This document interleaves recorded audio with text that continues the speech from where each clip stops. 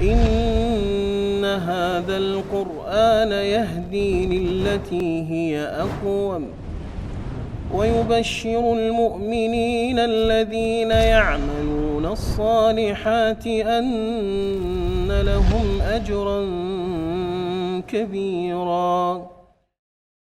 الحمد لله وكفى وصلى الله وسلم وبارك على المصطفى وعلى آله وصحبه ومن والاه. Falënderimin të nësi taku me të Allah subhana, ata e losë dhe ati përgjërohem që ta lavdëroj dhe të përgjërë dërgumin e ti Muhammedin sallallahu alaihi wasallam, familjen, shokët dhe gjithë umetin e ti të përzgjedhur. Të nderuar vëllezër dhe motra, jemi në takimin e 6 në përpjekjen tonë për ta shpjeguar në mënyrë të përmbledhur Kur'anin, fjalën e Allahut subhanahu wa taala.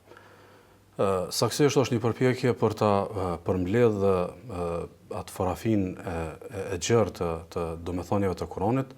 Saktësisht nëse kisha pas drejt, është një përpjekje për ta sjellë një panoramë. Shumë njerëz përpara se ta vizitojnë një vend ose përpara se të ndajnë mendjen për të shkuar me vizitu një vend, ndoshta joshën nëpërmjet një panorame të bukur. Ajo panoramë herë mund të jetë një qendër, herë mund të jetë një objekt më i dallum, herë mund të jetë një qoshe, herë mund të jetë një natyrë kështu me radhë. Kopshti i domethënieve të Kuranit është përplot me bukuri, është me përplot llojshmëri të bimëve që të domethënieve që nëse do të kishin birë në jetën tonë do të na kishin lumturuar edhe do të na kishin bërë një jetë shumë më të mirë. Saktësisht përpjekja jonë në këto epizoda, në këto takime, është pikërisht e kësaj natyre, thjesht për t'ju joshur, për t'u kthyer te Kurani, për ta lexuar ata. Për t'ju joshur, për t'u kthyer tek tefsiri i Kuranit dhe për të medituar më shumë rreth domethënieve kuranore, dhe nuk është një përpjekje për të përthakuar domethëniet dhe temat dhe konceptet kuranore.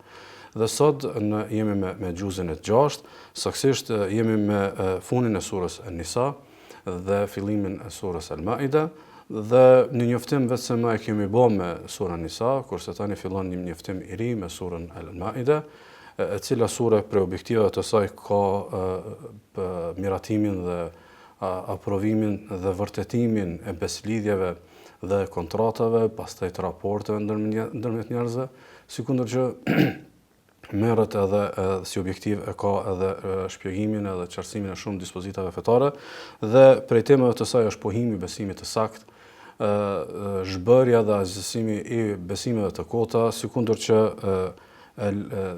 pohon dhe e vën spikame denjësinë unike dhe të pashoqe të Allahut për të drejtën e tij për ligjvënie, dhe se ligjvënia i takon vetëm Allahut te barekuhu teala. Pastaj janë temat e el-walas dhe el-baras, saktësisht që miqësimi dhe lojaliteti është me llojin e besimit dhe distancimi është me të tjerat dhe rregullimi i raporteve me të tjerat e kështu me radhë. Me mua sot si rregullisht janë hoxhallarët e nderuar, hoxha Blerim Rexha, si edhe hoxha i nderuar hoxha Ahad Durguti, dhe kemi përgjell mes tjerash, mes një mori temash, disa prej temave që kemi trajtuar. Saktësisht ky gjuz ka shumë tema, dhe është e pamundur me një epizod të përmbledhen ato. Mirë po disa, inshallah, shpresoj që janë ajo panorama e bukur e këtij gjuzi, për t'u thelluar edhe më shumë në meditimin e gjuzit dhe leximin e tij. Për shembull, prej temave të para është tema, nëse kishim pas drejt me e quajtën, tema që e përcakton etikën e fjalës publike, po që ka një aspekt që sidomos në kohën bashkëore është e rëndësishme me nënvizu. Saktësisht thot Allah subhanahu la yuhibbullahu al-jahra bis-su'i min al-qawli illa man zulim. Allahu nuk do që ju haptazi të thoni fjalë të rënda. Allahu nuk do që ju haptazi të thoni fjalë të rënda përpas nëse dikujt i është bërë padrejti. Saktësisht sikurse na jepet një mesazh që kjo fe nuk është fe që radhitet me mizorët, nuk është fe që radhitet dhe i bën favore njerëzve të padrejtë. Nuk është fe që e mbyt zonën e njerëzve të shtypur.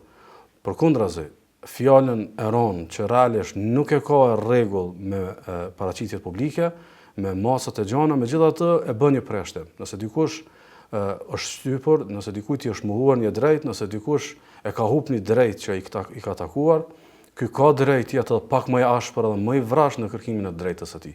Dhe sikurse na thuhet, zërat që i dëgjoni, britmat që i dëgjoni, gjitha janë të padenja nëse janë britma dhe janë zhurma dhe janë potere, përpos keni vëmendje nëse është zoni dikujt që është bërë zullum, atëherë vini veshin a dëgjoni vëmendje. Ky përjashtohet, ky ka drejt mllefin e tij ta paraqes publikisht, po edhe ta kuptojnë mizorët edhe njerëzit e padrejtë se padrejësia që i shbë atij është çështje do thotë serioze, sigurisht se na jepet edhe një mesazh që të mos e pengojmë dikë i cili është bë i zëshëm për të drejtën e tij. Do thonë, nëse ti nuk e ke guximin, ti dalësh në ndihmë, nëse ti nuk e ke forcën për t'ia siguruar të drejtën që është mohuar, atëherë të paktën mos ja mbyt zonin.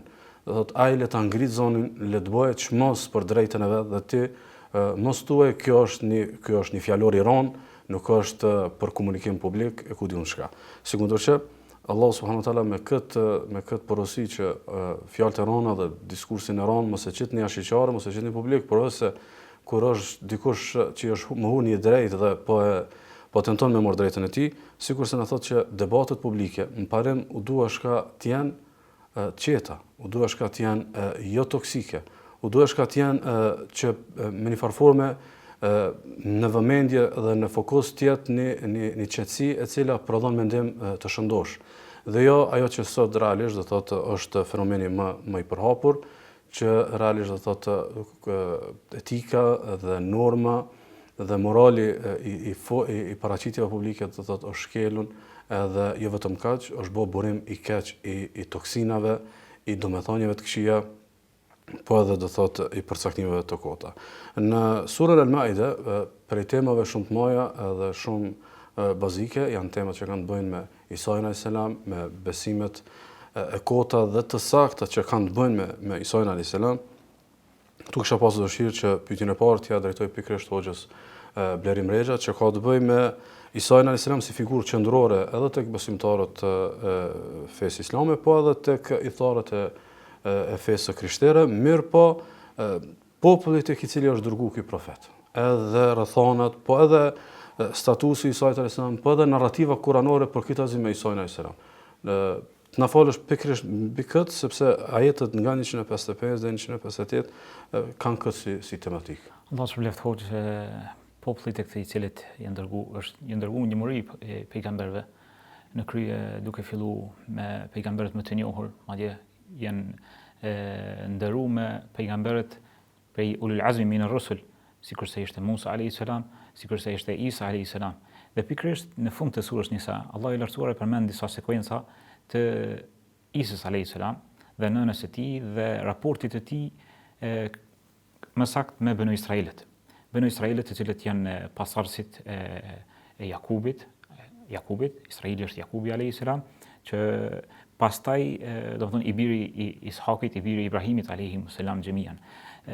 Këtu vrehet një sekuencë për të cilën duhet ta kuptojmë drejt.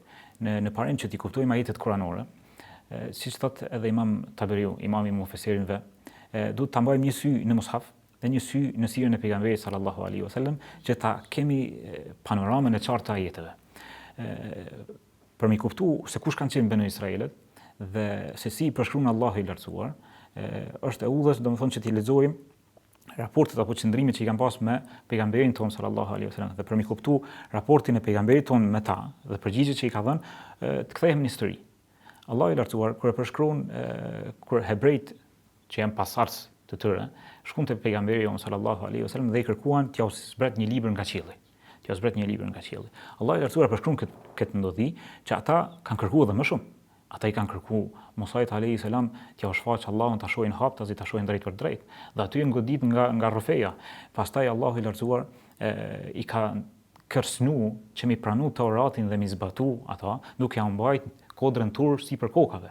Merrem me mend se çfarë mënyre është kryerja e adhurimeve në kanosje të kodrës që mos po të bjen mbi kokë. Domethënë, nuk është kryerja e adhurimeve prej dashurisë, nuk është kryerja prej bindjes dhe prej kënaqësisë, është kryerja prej frikës të merret që mos po të bjen mbi kokë. Pastaj Allahu i lartësuar përsëri ka urdhëruar këtë popull që të hyjnë në Quds, të hyjnë në Beitul Maqdis në ruku të përulur.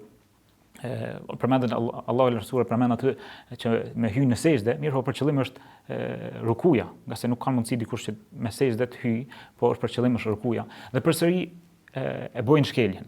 Pastaj Allah i lartësuar i sprovon përsëri që ta vrasin njëri tjetrin, që t'i pranohet pendimi. Pastaj Allah i lartësuar i ndalon ditën e shtunë, përsëri e shkelin ditën e shtunë dhe bëjnë lloj ndalesave. Madje ajo çka e rëndon më shumë ti këtë popull është vrasja e pejgamberëve.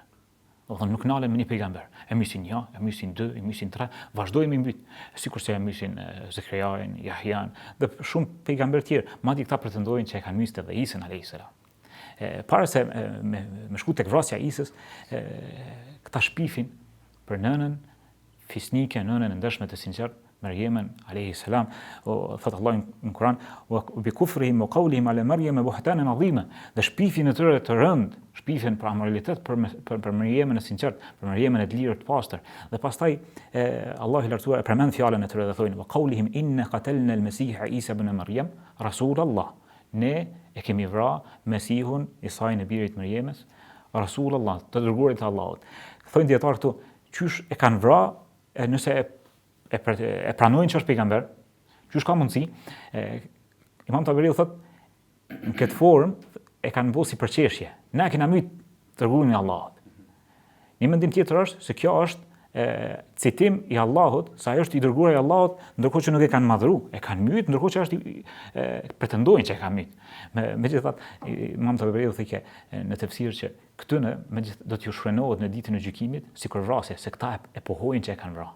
Megjithatë nuk e kanë vrarë.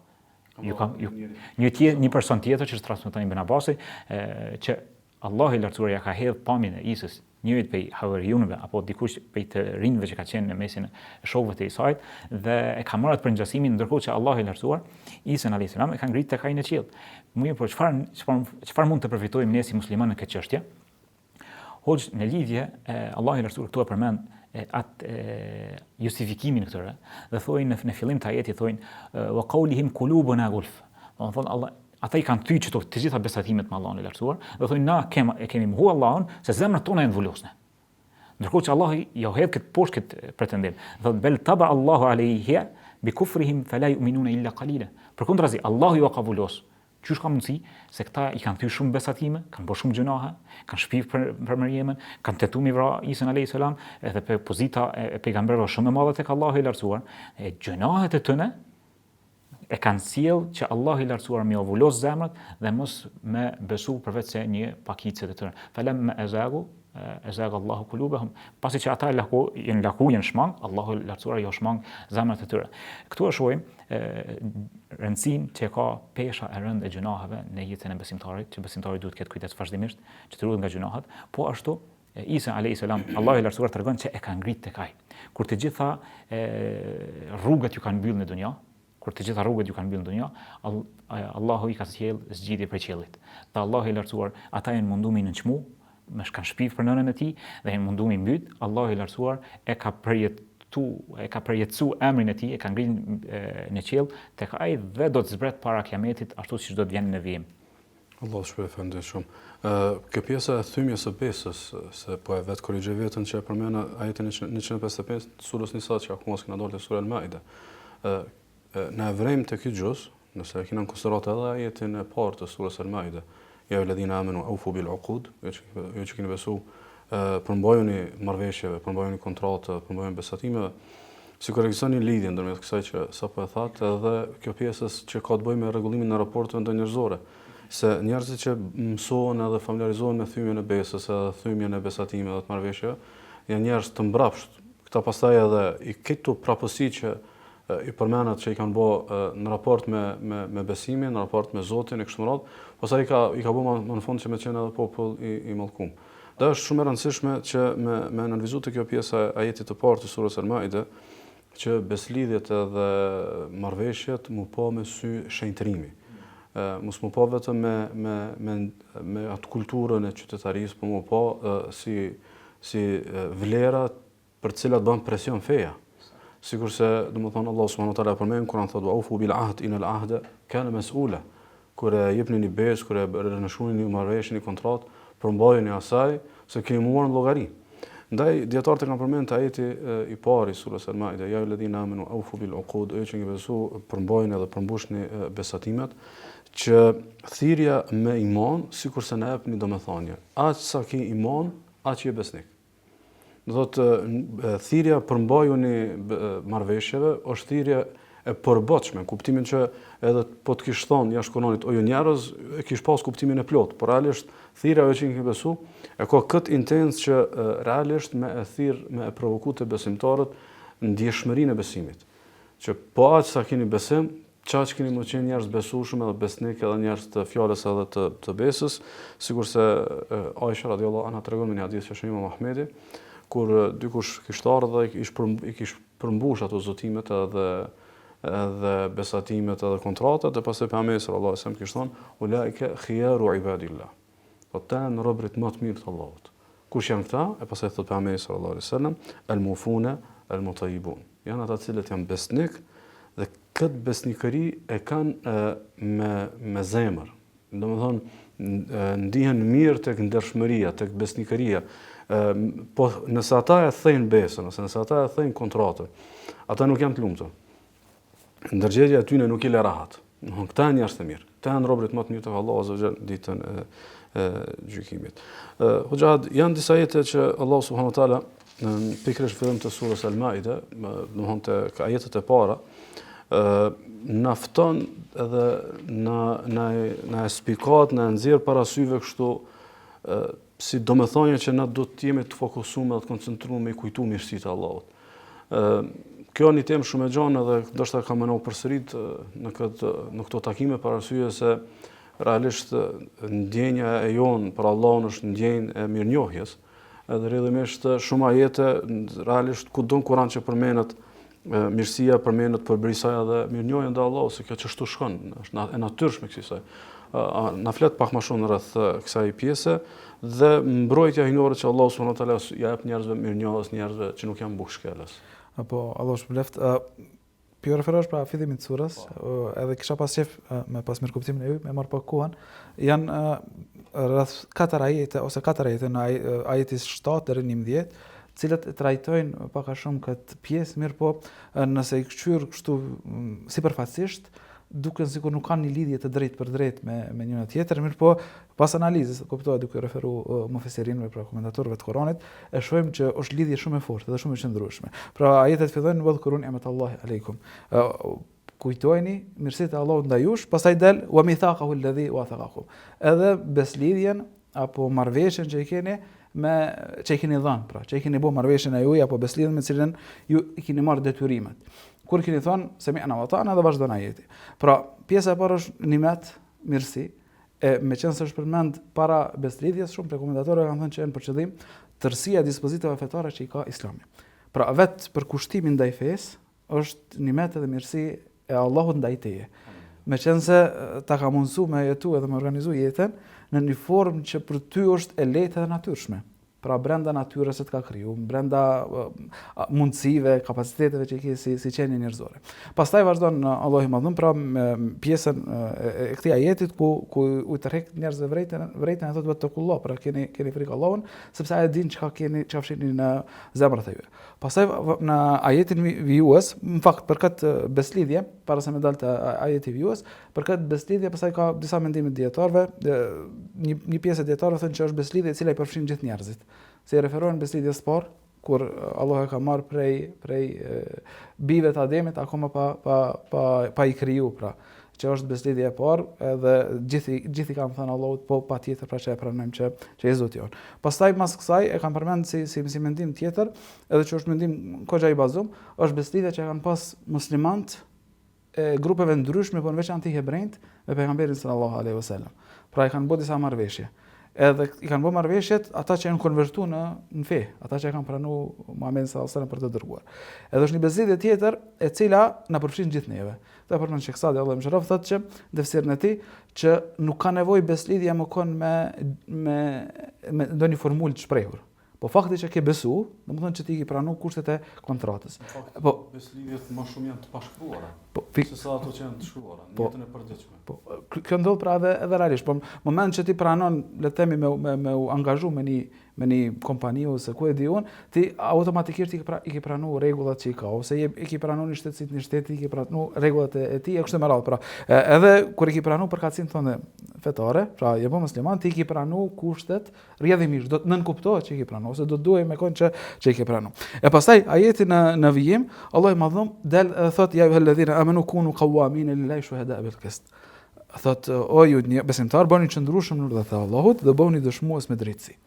Pra, pak a shumë nëse për një lexuesi tham sipërfaqësor, pra që nuk e lexon, duket sikur e ka mbyll temën e beslidhjes apo temën e mirënjohjes ndaj Allahut më thonë. Mirë, kjo është vazhdimsi. Pra, për kushteve të kësaj marrëveshje, për kushteve të kësaj beslidhje, nuk është vetëm raporti jot i rregullt dhe i drejtë me Allahun, mirë po është edhe raporti jot me njerëzit tjerë që ndërto. Në vazhdimsi, në dy ajete tjera, Allahu i madhum pastaj flet për dy grupe të njerëzve.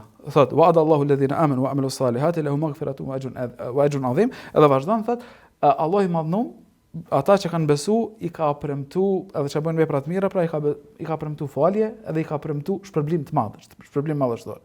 Pastaj për ata që s'kan besu është xhehenemi. Prap këtu sikur zhvendoset tema. Mirë po jemi prap brenda temës. Pra, nëse ti je mirënjohës ndaj Allahut Madhëm, për fenë që ta ka dhënë, rrjedhimisht i qëndron besnik beslidhës që i ke me Allahun e Madhëm. Pra i qëndron prapa fjalëve semi'na wa ata'na, kena dëgju edhe na bind.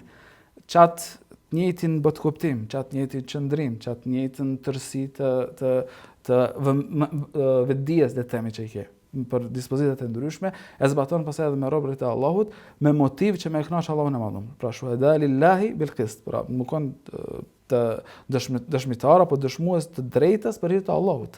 Pra me drejtësi, me kon të drejtë, mirë po për hir të Allahut, lillah.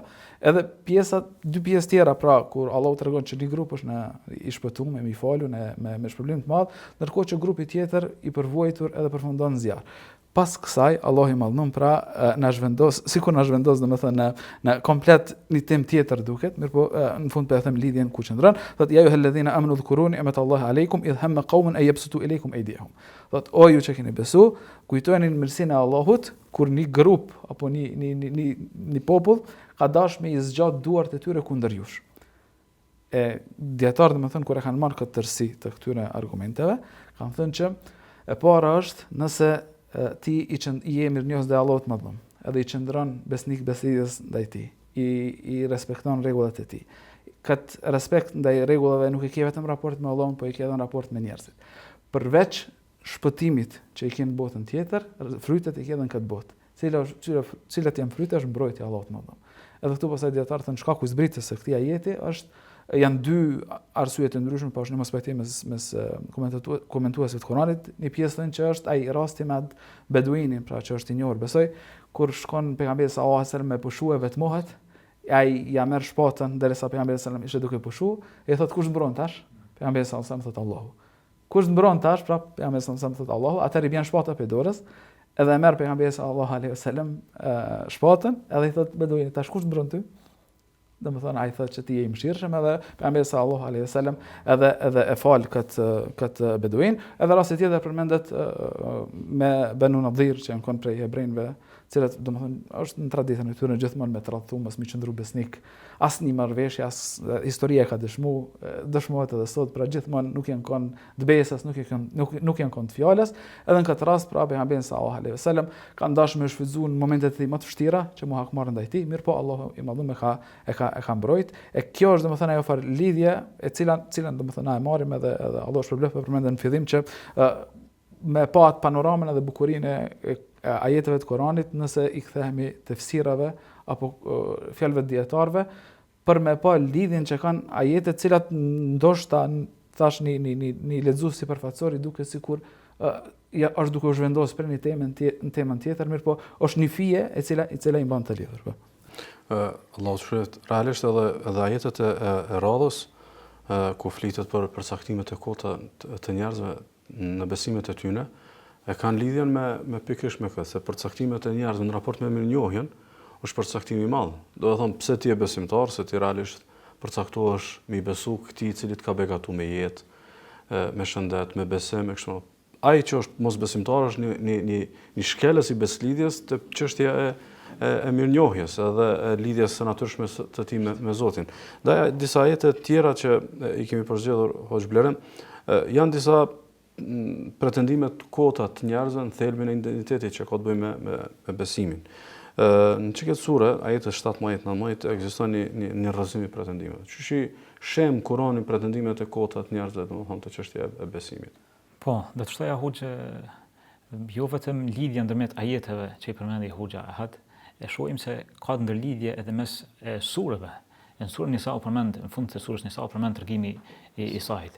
Dhe tani më një herë në fillim të surës Maide, dhe madje edhe kryesisht tema e surës Maide flet përsëri për tematikën e Isait alayhis salam, nënës së tij, dhe përgjithësi Beno Israilëve dhe gjykimin me drejtësi apo thyrjen e marrëveshjeve. Emri i vetë surës është Sofra. Po, vetë Sofra. Sofra që e shohim që në këtë çështje rrëzimin e pretendimeve apo rënimin e atyre pretendimeve që çdo kush e pretendon që e ka atë të vërtetën mbase absolute. Mirë, po e vërteta absolute i takon vetëm Allahut të lartësuar dhe ai na tregon saktësisht se kush është i thari i kësaj të vërtetës, kush është pasuesi i kësaj të vërtetës, kush e beson me të drejtë dhe kush e pretendon rrajshëm. Madje Allahu i lartësuar për bukurisë se këtyre pretendimeve të rrajshme është sfida që ja u bën Allahu i lartësuar këtë. Edhe automatikisht ato rënohen vetë. Nëse më lejoni, do t'i lexoj së pari ajetet, secilin një herë dhe të bëjmë disa ndalje tek këto. Ajeti i parë, Allahu i lartësuar e përmend thotë laqad kafara alladhina qalu inna Allaha huwa al-Masih ibn Maryam, huwa al-Masih ibn Maryam. Kan bë kufër, ata të cilët thonë që Allahu është Mesihu i biri i Maryamës. Tek ajetet paraprakët të surës Nisa e patëm popullin prej Beno Israilëve të cilët e kanë tërheq mallkimin e Allahut, debimin për mëshirës së tij, për shkak thyrjes së marrëveshjeve dhe pretendimit të tyre në vrasjen e pejgamberit sallallahu alaihi wasallam, sikurse se ishte Isa alayhis salam, ndërkohë që Allahu lartësuar ngriti. Në këtë ajet e shohim që është një pjesë tjetër e popujve, në atë rast pretendues të besimit të tyre, edhe kanë ngrit një pejgamber mbi atë përgjithësinë që e kanë të vërtetë. E kanë ngrit në atë mas, i kanë kaluar ekstreme duke thënë që vetë Isa është Allahu. Naudhu billah, kjo fjalë të automatikisht Allah i lartësuar ardhën. Dhe thot, kul fama yamliku min Allahi shay'an in arada an yuhlika al-Masih ibn Maryam wa ummah. Mirë, thot Allah i lartësuar. Kush e mbron Isën edhe Maryemen prej dënimit të Allahut të lartësuar, nëse Allah i lartësuar kishte më vendosur mi dënu. Ai që nuk mund të më mbrojë vetveten, as nuk është idenë që më mbrojë dikon tjetër. As Isa, as Maryami alayhi salam. Pavarësisht se Isa është një pejgamber, pelil ulul azm min ar-rusul. Thot Allah, walillahi mulku as-samawati wal ard wa ma bainahuma. Vetëm Allah është i dëni mu adhuru, edhe këtu argumentohet Allah i lartësuar me rububinë e tij, me sundimin e tij absolut, që pushteti i takon Allahut, i qiellit dhe i tokës dhe çdo gjë çfarë ka në to. Edhe në to janë të gjitha krijesat. Yakhluqu ma yasha, wallahu ala kulli shay'in qadir. Krijon çfarë të dojë dhe Allah është i gjithfuqishëm për çdo gjë. Dhe tani del ai pretendimi tjetër i radhës. وقالت اليهود والنصارى نحن أبناء الله وأحباء. Ne jemi bita Allahut dhe të dashurit e tij. Naudhu billah, çfarë fjale. Do thonë, ja atribuojmë vetvetes së tyre. Ka pediatarëve që kanë thonë në shprehje sikur shprehje respektit, sikur se dikur që i thot afërsie, mirë po në fakt kuptimet e ajeteve mbahen kuptimi i tyre kuptohet sipërfaqësisht çu është në esencë dhe nuk kalojmë te një kuptim tjetër përveç se me ndonjë argument dytësor. Kështu që kjo është ajo deklarata atyre të cilën është kufër. Është kufër. Mirë po pretendimi i tyre që janë të dashurit e Allahut. Allah i lartësuar zana thot, ju thot jo përplas për fytyrë. Ju thot tekstualisht nëse në lejohet të themi kul falima yu'adhibukum bi dhunubikum. Atëherë nëse ju po pretendoni që jeni aq afërt e të dashur te Allahu i lartësuar, pse atëherë Allahu i lartësuar ju ka kërcënuar me dënime për gjunahet e juaja? Pse ju ka kërcënuar Allahu me xhenem? Pse ju ka kërcënuar me përjetësinë në xhenem? Atëherë Allahu i lartësuar bel antum basharun mimman khalaqa. Jeni njerëz sikur se të tjerët. Hoxh në esencë njerëzit shumë ka të tillë që pretendojnë që Zoti neve na don ose ne jemi të dashur të Zotit. Mirë po në pyetje është ajo peshorja e drejtë e shariatit që e mat. Se si ti e fiton dashurinë tek Allahu i lartësuar. Në esencë apo në pyetje është më e rëndësishme është që Allah më dash ty, jo ti më pretendu dashurinë e tij. Kur Allah i lartësuar i ka treguar në Kur'an se kënd e don. Allah i don besimtarët, Allah i don ata që e njohin Allahun, Allah i don dërimtarët, Allah i don madje sfidën që ju ka bërë besimtarëve, nëse ju e pretendoni dashurinë e Allahut, pasani pejgamberin që ta fitoni dashurinë e Allahut. Kjo është ajo sfida të cilën Allahu i lartësuar vazhdimisht ja bën besimtarëve. Pastaj Allahu i lartësuar megjithatë, edhe pse fjalë të kufrit i vrasin pejgamberët, i kanë thyer të gjitha besatimet, Allahu i lartësuar përsëri ja u lën derën e pendimit hapur që të kthehen tek Allahu. Dhe ju thotë, "Yaghfiru liman yasha wa yu'adhibu man yasha." Allahu i fal këtë doj dhe i dënon këtë doj, i fal ata të cilët pendohen dhe kërkojnë falje tek Allahu i lartësuar. Walillahi mulku samawati wal ard wa ma bainahuma wa ilayhi al-masir. Dhe përsëri Allahu ja u tribon sundimin e tokës dhe qiejve, Allahu të lartësuar dhe pushtetin absolut, që në një farformë, qysh po pretendoni që një krijesë sikurse ju, me pas atribute të hyjnores të Allahut të lartësuar, ndërkohë që qielli dhe toka janë në sundimin e Allahut. Dhe pastaj Allahu i lartësuar i shfaq atë begatin Banu Israilëve apo ehlul kitabit që ka kaluar një kohë e gjatë pa pejgamber. Mbasi ka kaluar një kohë e gjatë pa pejgamber. Ka ardhur pejgamberi që t'ja mësoj shpalljen e fundit. Pastaj ju thotë, "Ja ehlul kitabi, qad ja'akum rasuluna yubayyinu lakum ala fatratin min ar-rusul." Ju ka ardhur një dërguar që t'ju sqaroj gjithë ato çfarë ju kanë munguar për një kohë të gjatë që s'keni pas pejgamber. En taqulu ma ja'ana min bashirin wala nadhir. Që mos arshyetoheni, mos justifikoni që s'na ka ardhur asnjë pejgamber, asnjë dërguar. Përkundrazi ju ka ardhur, faqad ja'akum bashirun wa nadhir. Ju ka ardhur i dërguari paralajmërues dhe qortues. Wallahu ala kulli shay'in qadir. Dhe Allah është i gjithfuqishëm. Këtu e shohim thirrjen e Allahut të lartësuar që të gjithë njerëzimit të kthehen te pejgamberi jon në pasimin e tij, në mësimin e sunetit të tij dhe të mos ngritet një pejgamber më shumë se sa që e meriton dhe se sa e ka ngrit Allahu i lartësuar një të dërguar. Rasuli i dërguar i jon, më i miri i pejgamberëve, në fund të fundit, pak para se të më vdek, e ka bërë atë deklaratën e njohur që Allahu i mallkoft, Allahu i dëboft për mëshirës e tij të krishterët dhe hebrejt që varret e pejgamberëve të tyre i kanë thënë në faltore, në farforme i kanë ngrit atë shumë sa që ju lutën tash vetë pejgamberëve të tyre, ndërkohë që Allah i lartësuar të gjithë jetën e pejgamberit tonë sallallahu alaihi wasallam e ka pasur që të veçohet vetëm Allah i lartësuar me adhurim dhe të shmanget i dhujtarisë. Madje surën Kul huwallahu ahad e shohim atë densinë që Allah i lartësuar ku e pastron veten e tij nga çdo cen, nga çdo emet, kur as nuk është i lindër, as nuk lind dikën, ai është absoluti, sikurse ai nuk është asgjë. Dhe askush nuk i ngjason. Hadithin që e përmend para vdekjes së pejgamberit sallallahu alajhi wasallam që i ka mallku ata të cilët i kanë kthy varret e profetëve në faltore, Aisha radhiyallahu anha thotë pejgamberi sallallahu alajhi wasallam i mallkon duke na paralajmëruar neve që mos me vë punën e tyre. Këtu është më rëndësi, ndoshta kisha pas dëshirë munal te ajeti për një prej ajeteve që është ajeti i 40 te kjo pjesa që e trajtova shpesh njerëz ndoshta kur e shohin shembullin e keq të krishterëve ose shembullin e keq të hebrejve, se si pa argumente dhe pa vepra dhe pa besim e pretendojnë dashurinë e Allahut, ndoshta i duket se janë shumë mirë, sepse e shohin një distancë mes shembullit të keq tyne dhe shembullit të mirë tonë. Po ajeti i 40 vjen për me trondit edhe besimtarin. Thotë Allah subhanahu, "Alam ta'lam anna Allaha lahu mulku as-samawati wal ard." A nuk e di ti që sundimi i qiellit dhe tokës i takon Allahut? Tash na e dim këtë, na besimtarë e dimë që Zoti është një që krijon, furnizon, drejton qiellin e kështu. Pastaj thotë, "Yu'adhibu man yasha wa yaghfiru liman yasha." Dëshkon dhe dënon kanë doje edhe fal kanë doje. Se shpesh di njerëzit që janë ma fetar, që janë ma të përkushtuar, me u mashtru për një kurthi, për kurtheve të djallit dhe mu përzin kompetencën e Allahut për falje. Sikur që ka ardhur në ato transmetimet që kush është ky që ngrehet kaq nalt për me fol në emrin tim, se unë nuk e fali filanin. E pastaj Allahu thotë, unë filanin e kam falë, ty ti kom asgjësu veprat. Dhe aty asgjësimi i veprave bëhet fjalë për një adhurues, për adhuruesve të përkushtuar, jo dikush i cili do thotë nuk ka qenë fetar i mirë. Ndaj kjo pjesa e pushtetit absolut të Allahut që e trajtove si formë për me asgjësu pretendimet e kota të feve të kota, është një prej temave që i duhen edhe besimtarëve, edhe muslimanëve. Domethënë pushteti absolut i takon Allahut. Pushteti absolut i takon Allahut në ligjvënie, pushteti absolut i Allahut është edhe në fatin e krijesave, edhe në faljen e fundit që është domethënë në ditën e gjykimit, po edhe me një formë ku është e drejtë njeriu, mëkatari, njeriu i mangët, njeriu që nuk e di fatin e vet, mu deklaru për fatin e tjerëve se Allahu këtë e falë dhe tjetrin nuk e falë.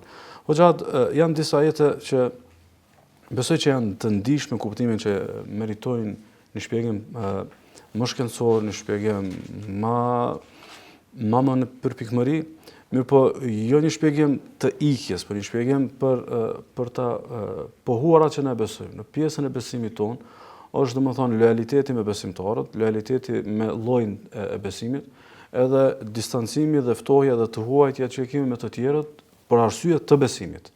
Ose më saktë miqësia e saktë dhe miqësia e gabuar.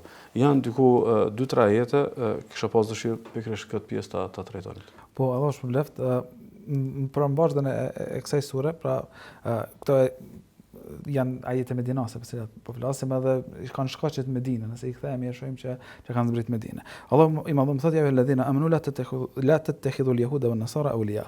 Edhe vazhdon ajetet për shkak të kohës, domethënë kuptimin e tyre inshallah pe trajtojmë. Pra o ju që keni besu, mos i merrni për awliya.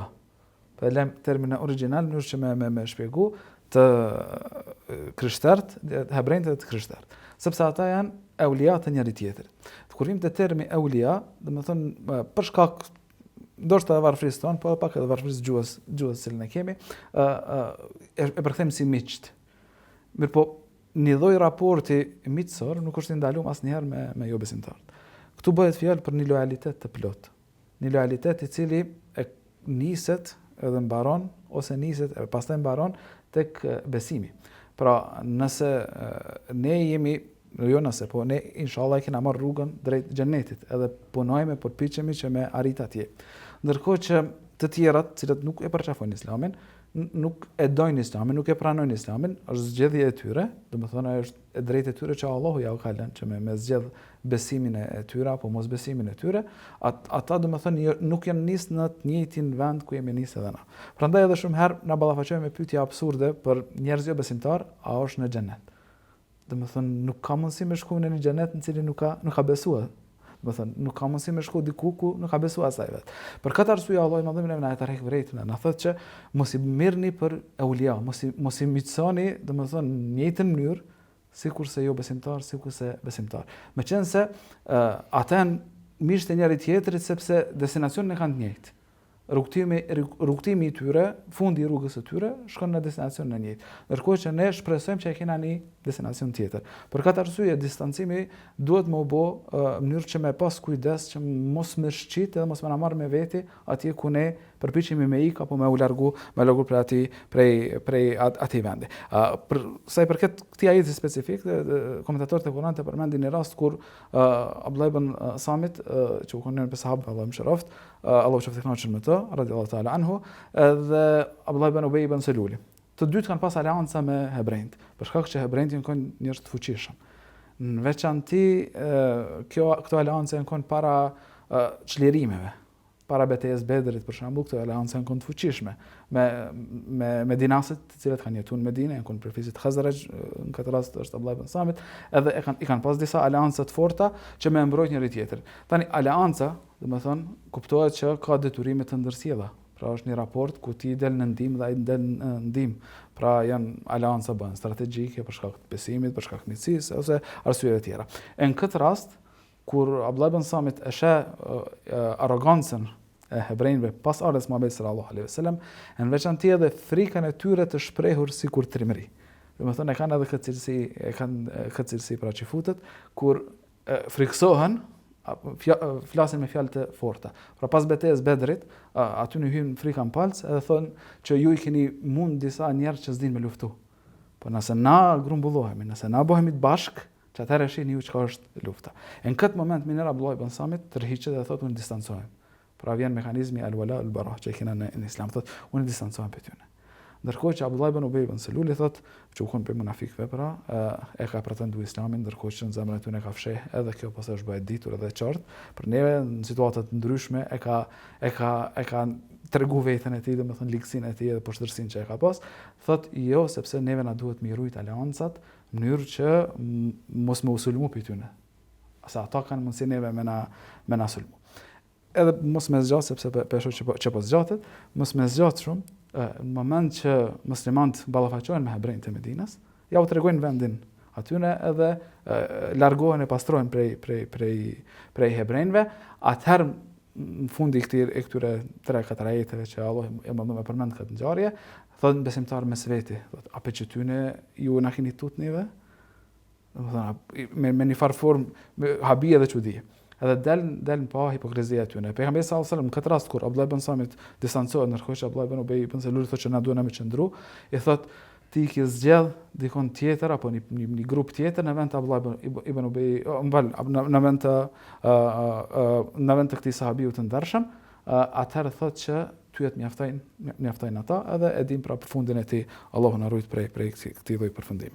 Këto narrativa kuranore, siç po vëmë re, koncentrohen shumë në përcaktimin e njerëzve, dikush prej hebrejve, dikush prej krishterëve, dikush hipokrit, dikush do thotë besimtar, mirë po në fund krejt pretendojnë që janë në të duhura, në të saktën, në të drejtën, po jo vetëm kaq. Dikush edhe pretendon që është populli i përzgjedhur i Allahut, janë të dashurit e Allahut e kështu me radhë.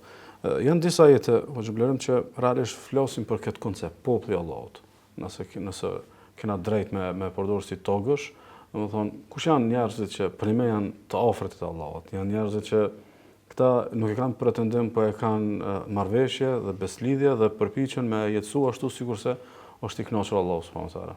Po hoqë në vazhdim e këtyre ajeteve, sikur lidhet më njëherë me ajetet paraprake që i shpjegoi Hoxha Ahad, Allahu i lartësuar i drejtohet besimtarëve, sidomos në ato sfidat ku disa besimtarë me besim të dobët apo mbase një pjesë e hipokritëve të luhatshëm, Allahu i lartësuar ju drejtohet duke i treguar që nëse ju mendoni që Islami një farë formë jeni ka i bëni ju favor Islamit, ose jeni ka i bëni favor pejgamberit apo Allahut të lartësuar, Allah i lartësuar është gani, është më i pastri, është i pavarur, i mëvetësishëm, s'ka nevojë për askën prej nesh, e lemo për juve, s'ka nevojë për askën për krijesave të tij, qofshin ata dhe me lajke, e lemo për juve që jeni të luhatshëm.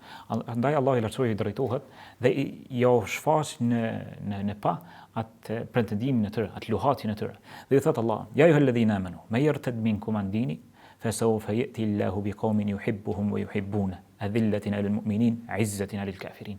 O ju që keni besu, nëse pahiri, mendon dikush për jush, mi lëshu fejen, atëherë Allah i lartësuar do të hapjen një popull tjetër që i don dhe ata adojnë Allahun, janë të butë, janë të përurën ndaj besimtarëve, ndërsa krenar triumfues ndaj jo besimtarëve.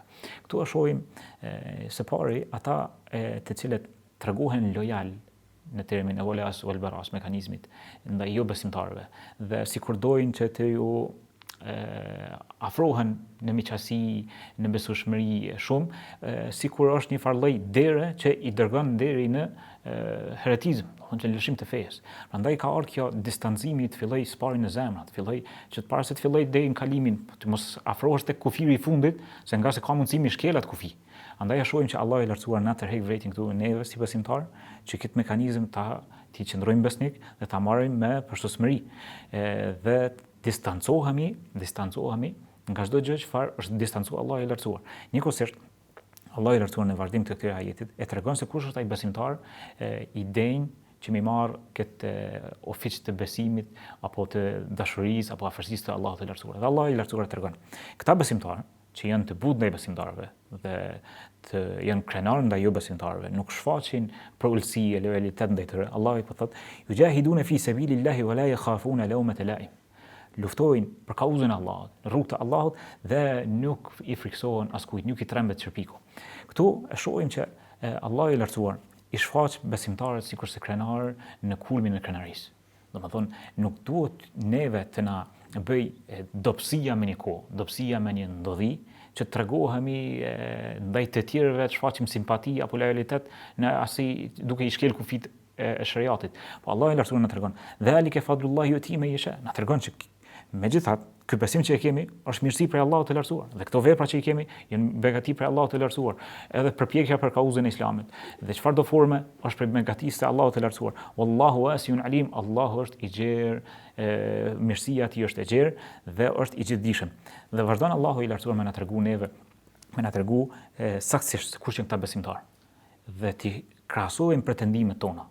pretendimet tona se na jemi në rrugën e Allahut të lartësuar, në rrugën e pejgamberit ton sallallahu alaihi wasallam, dhe njëkohësisht edhe ata të tjerë të cilët pretendojnë që janë të dashurët të Allahut, që i pasojnë pejgamberët sinqerisht e kështu me radhë, ja ku kanë peshorën e fundit të zbritur prej Allahut të lartësuar dhe tamasin veten dhe veprat e tyre.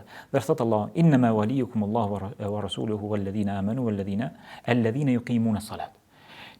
Qëta besimtar të vërtet, të denjën për mi marrë këtë nofk të besimit, afërsisë tek Allahu i lartësuar dhe pasues të denjën të pejgamberit ton sallallahu alaihi wasallam, janë ata të cilët yuqimuna as-salat, falin namazin, wa yu'tuna az-zakat, e japin zakatin, wa hum raki'un, dhe janë të përulur në ruku, në sejdë, sikur Allahu i lartësuar po ja tregon një pjesë të adhurimit të tyre, wa man yatawalla Allahu wa rasulahu walladhina amanu fa inna hizballahi humul ghalibun, e kush e merr për lojal, për miq, për të afërm, për të dashur Allahun dhe të dërguarin e tij, dhe ata që kanë besu, këta janë ai grupi i shpëtuar.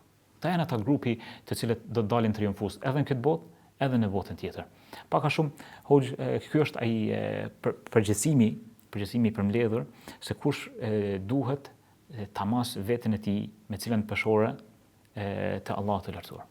Allah shpëlet, saktësisht dhe se më jemi në fund të episodit, kisha pasur dëshirë me Hoxhën ta përmbyllim. Ajo që ka potencuar pak më herët, hipokriti i cili e ka shfaqur hipokrizinë e vet, po edhe do thotë kjo që po e përmend Hoxha që njerëz pretendojnë të afërsinë me Allahun, mirë po nuk rrin në kontratën për qenë të shpëtuar. Një prej formave që është karakteristike e hipokritëve është tallja me fenë Allahut subhanahu wa taala.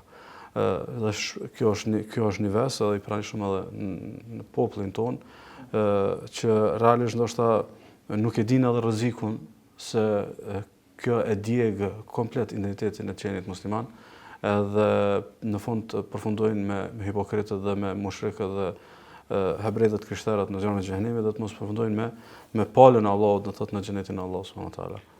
Shpërbleft është një gjuna shumë i madh, i cili domethënë e djeg komplet veprimtarinë e besimtarit, investimin e tij nëse e ka bu.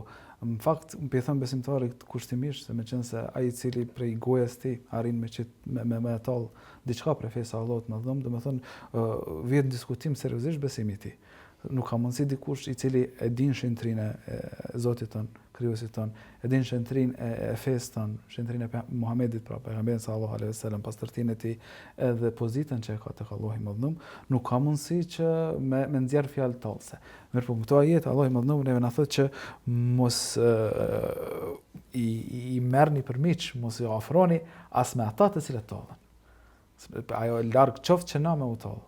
Allahu na ruaj prej kësaj. Mirpo as ata që tallën, ata që guxojnë me u tall me fenë Allahu, domethënë neve na ndalohet që me qëndru me ta. Duhet me u përpjek që me u distancu prej tyre. Jena të obliguar me u distancu dhe me u largu prej tyre. Besoj që këtë pjesë inshallah edhe në trajtime apo takime tjera inshallah kena me trajtu.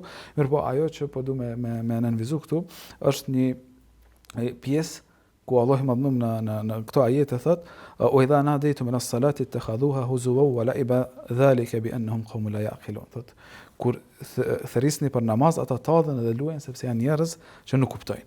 Pra, janë njerëz që nuk kuptojnë sepse tallën me gjën më të shenjtë që i ke ti. Adhurimi ndaj Allahut, përkushtimi, bindja ndaj tij është gjëja më e shenjtë.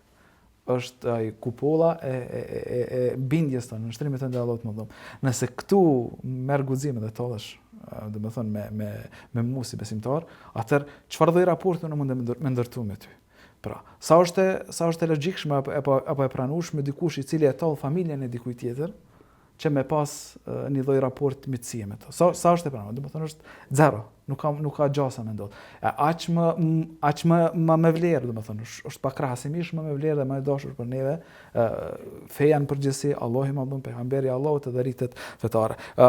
E di që i kemi zgjat pak, po na e bën halal dhe shikus, vetëm po du me përmend një ngjarje e cila ka ndodhur, që tregon shkakun e zbritjes së këtij ajeti. Tregohet që Abdullah ibn Muhajriz, i cili u kon jetim, pra bonjaku u kon edhe u kon nën kujdesin e Ebu Mahdhurës, Allahu që kënaqur me të, thotë që kur ka pas me unis për Sham, i thot Ebu Mahdhurës, pra kujdestari i tij, që kon sahabi, Allahu që kënaqur me të, thotë tregoma ngjarjen e ezanit që ka ndodhur me ty në kohën e pejgamberit alayhis salam, sepse kam frikë që banorët e Shamit kanë më pyet duke ditë që ti kujdesesh për mua. Është një ngjarje interesante që pejgamberi sallallahu alaihi wasallam duke qenë me shokët e tij, thuhet që u kanë afër Hunenit diku, edhe e thret ezanin dikush prej shokëve të tij. Atë botë Ebu Mahdura ishte pe jo besimtarve, kur e dëgjon ezanin bashkë me grupin e tij tallën me ezanin. Po dhe më thënë, ilëshojnë zërat, që shbojnë edhe sot fatkeqësisht. Shojnë zërat të ndryshme, tallë, se kushte me radhë. Kur e dëgjon pejgamberi sallallahu alajhi wasallam e urdhëron një grup të sahabëve me shku me marrë dhe me i sjell, e thot kush është tallë, kush e ka ngrit zanin më shumë ti, gjithë bëjnë thot me shem ka unë. Do thënë, jo besimtarët e trajtojnë njëri tjetrin, nuk është që janë të besat as me njëri tjetrin. Atëherë thot kanë pas me drejtë. E pejgamberi sallallahu alaihi wasallam, jam të mundu në pika shumë shkurtë, pra është hadith i saktë që shon Imam Ahmedi, pejgamberi sallallahu alaihi wasallam e merr dhe jam son. E thot thuj Allahu akbar, Allahu akbar. Dhe thot u kon gjeja më urrejtur për mua me i thon ato fjalë. Mirë po me një farë formë është zan. S'ka pas ku me u largu. Atëherë thot edhe më i urrejtur i për mua në ato momente u kon personi që më ka urdhëruar me i thon që kon pejgamberi sallallahu alaihi wasallam. E në fund të ezanit, mas e thot ezanin, pejgamberi sa vazhdimisht thot ngrit ezanin, edhe thot ezanin thot, ku gjëja më e dashur që e kanë shqiptuar një herë fjalët e mia. Ku gjëja më e dashur që e ka përjetuar qenia jem. Edhe ai personi që më ka urdhëruar, u kon personi më i dashur që ndonjëherë unë e kam dashur.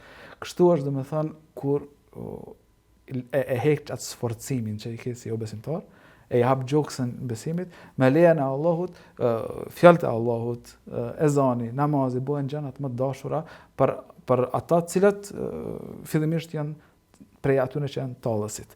Nëse kanë në zemrën e tyre vend për këtë dritë, për këtë nur, me lejen e Allahut inshallah do të futet kjo, vetëm kërkohet prej tyre që me u kthy dhe me i dëgjua dhe me marr seriozisht edhe në këtë formë inshallah me u nis drejt rrugës së shpëtimit. Urojmë. Allah shpëleft hoxh Blerem, Allah shpëleft hoxh Ahat. Ne po e përmbyllim saktësisht këtë epizod.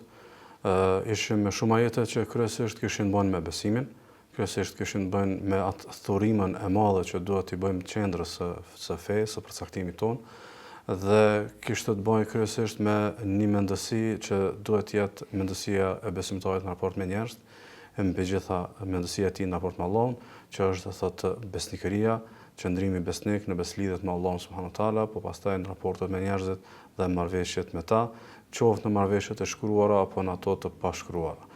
Elusi Allahu subhanahu wa taala të lëshoj bekimin e tij dhe të jap mbarësi në këto mësime dhe të tjera dhe në çdo përpjekje për ta kuptuar fenë e tij dhe uroj që të takojmë sërish në episodin e radhës. Wassalamu alaikum wa rahmatullahi wa barakatuh. إن هذا القرآن يهدي للتي هي أقوم ويبشر المؤمنين الذين يعملون الصالحات أن لهم أجرا كبيرا